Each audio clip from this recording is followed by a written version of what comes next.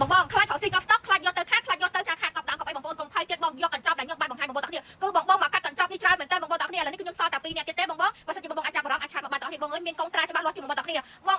ងដែលគាត់យកកញ្ចប់រកស៊ីមិនខាត់នេះបងសម្លាញ់តានាជួនថាបងយកទៅដឹងតែចំណេញយកទៅដឹងតែចំណេញដឹងតែហេងតែម្ដងសំខាន់គឺមិនឲ្យបងខាត់បងលក់ឲ្យបានណាមិនចេញដូចយកលុយវិញបានបងប្អូនទាំងគ្នាចាសំខាន់បងអាចចង់ដកដល់បានថ្មីក៏បានដែរបងសម្លាញ់ចានេះបងទិដ្ឋភាពដែលយើងកំពុងតែរៀបឲ្យកញ្ចប់តំណាងចាច្រើនមែនតើបងកញ្ចប់នេះត្រឹមតែចាកញ្ចប់$1000